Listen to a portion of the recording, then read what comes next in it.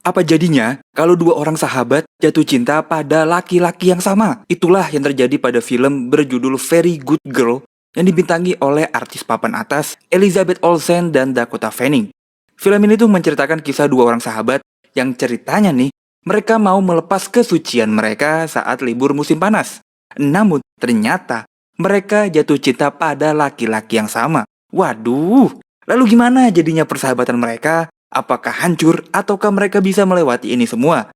Daripada penasaran, langsung aja yuk kita tonton filmnya. Film kali ini kita mulai di sebuah pantai. Dua orang sahabat yaitu JJ dan Lily menghabiskan akhir pekan mereka di pantai menikmati musim panas. Namanya anak muda, mereka pun iseng.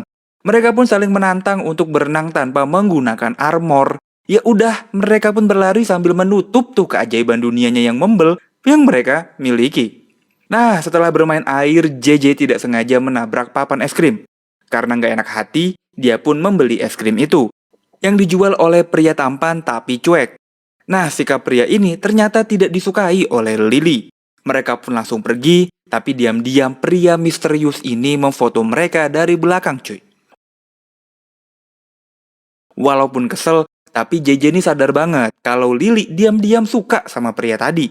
Sampai di rumah, Lily pun disambut dengan omelan ibunya karena dia pulang telat. Lily pun disuruh memberitahu ayahnya untuk siap-siap pergi ke acara keluarga. Jadi, ayahnya Lily adalah seorang dokter yang praktek di rumah, cuy. Saat Lily ke ruangan ayahnya, ternyata ayahnya Lily lagi adu mekanik sama pasiennya, cuy. Betapa kagetnya Lily, seorang laki-laki yang harusnya jadi contoh bagi dirinya, malah melakukan tindakan nyeleneh. Lily pun tidak bisa berkata apa-apa, cuy.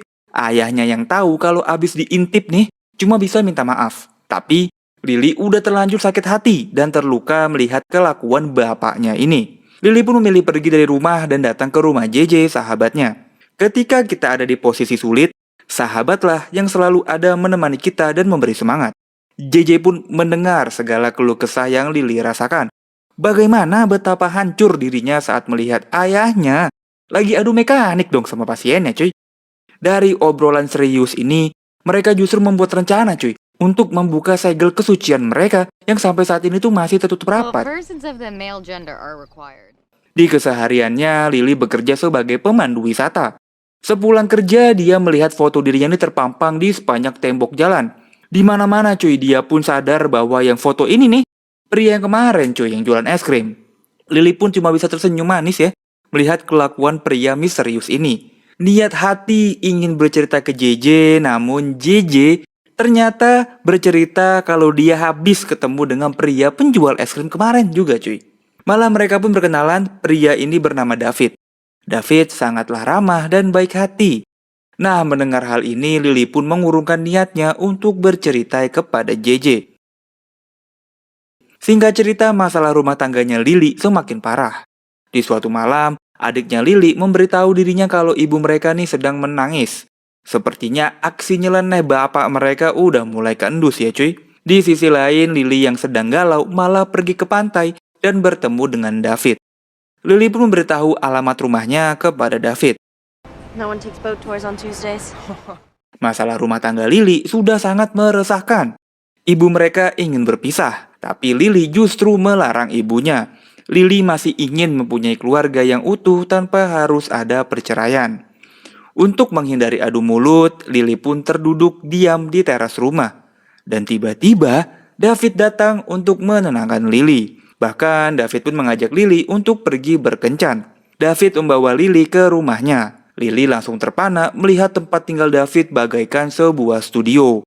Ternyata David memang mempunyai bakat dan minat pada bidang fotografi, cuy. Kita bisa melihat banyak hasil jepretan David yang emang bagus banget sih. Tanpa basa-basi, David pun langsung mengecup pipinya Lily. Tapi Lily tetap diam. Justru, Lily membuat David malu. Saat Lily bilang, dia tahu kok kalau David juga berkencan sama JJ. Lily pun memilih pergi meninggalkan David. Singkat cerita, JJ sedang ingin tampil di sebuah kafe, cuy. Di sini, JJ pun menceritakan pengalamannya berkencan sama David. David memperlakukan JJ sama seperti dia memperlakukan Lily. JJ pun juga dicium di pipinya. Pokoknya David romantis banget lah, kata si JJ, cuy. Tiba-tiba David pun kembali muncul. Ternyata David memang sengaja diundang oleh JJ untuk nonton aksinya malam ini. JJ pun naik ke atas panggung, sedangkan David mulai melancarkan aksinya kepada Lily. Dia pun mulai dengan menggenggam tangan Lily dengan sangat erat. Di sini Lily yang hanya seorang gadis remaja, cuma bisa pasrah dan diam-diam sih menikmati.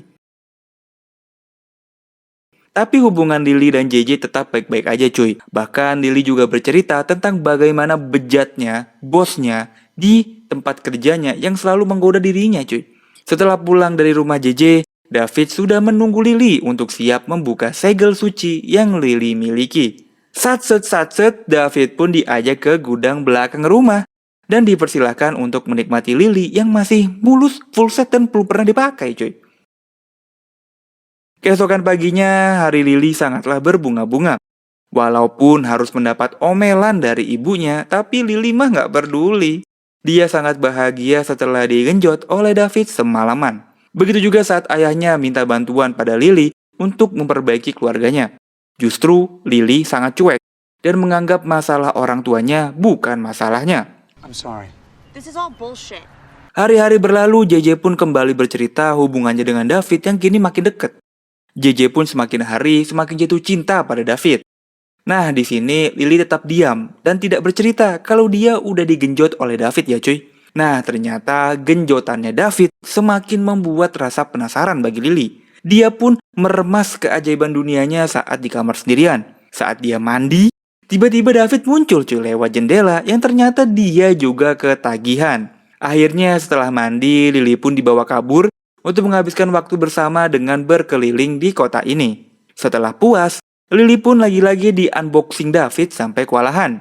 Tapi tiba-tiba Lily mendapat telepon. Ayahnya JJ meninggal dunia. Lily jadi tidak enak hati pada JJ. Sahabatnya harus kehilangan ayahnya yang sangat ia cintai. Begitu juga dengan ayahnya Lily yang harus pergi meninggalkan keluarganya. Orang tua mereka sudah resmi berpisah.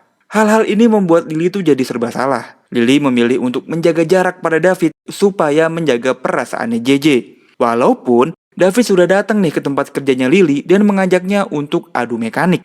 Tapi Lily tetap diam dan cuek kepada David. David pun datang saat acara pemakaman ayahnya JJ, yang membuat JJ jadi berbunga-bunga. JJ pun mencurahkan segala kesedihannya pada David. Bahkan tanpa sadar, JJ pun meminta David untuk membuka segel kesuciannya cuy. David pun ya namanya ditawarin ya nggak nolak ya. JJ pun kembali senyum sumringah di depan Lily.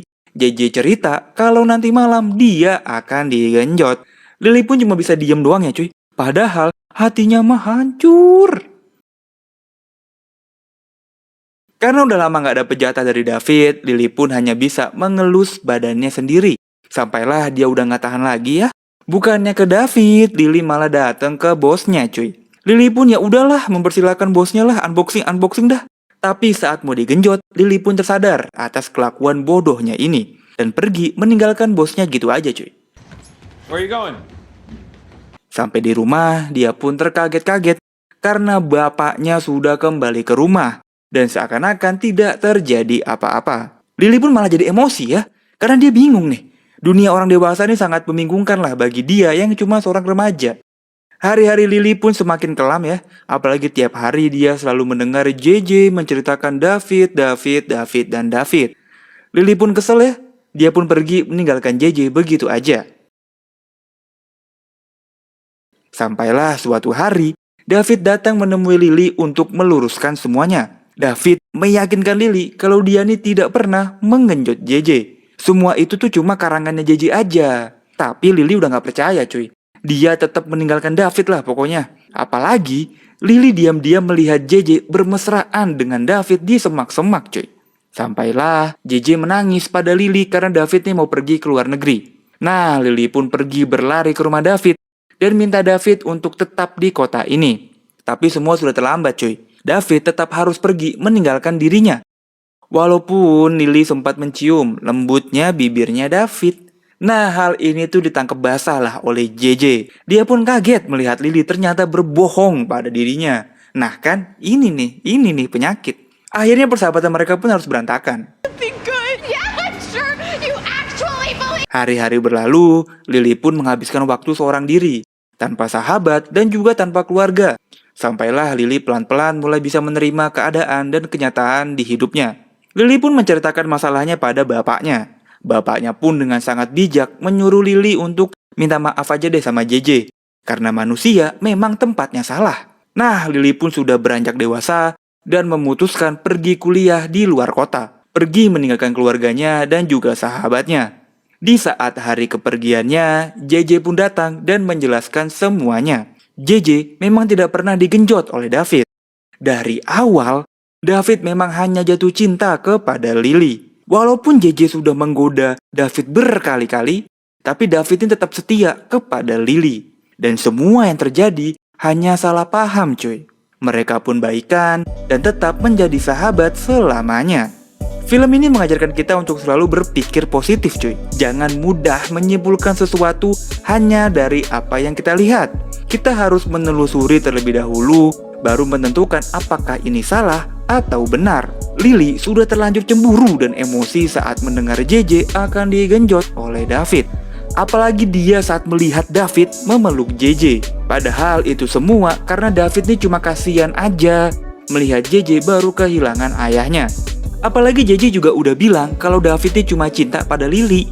Karakter Lily memang adalah gambaran yang pas bagi anak remaja yang masih sangat labil cuy. Tema di film ini juga sangat cocok lah bagi problematika yang biasa dialami oleh para remaja-remaja di dunia yang fana ini. Itulah dia alur cerita dari film Very Good Girl. Semoga kalian sangat terhibur juga bisa mendapatkan makna positif ya. Makasih yang udah nemenin nonton. Like dan subscribe. Gua cabut, tetap semangat dan bye-bye.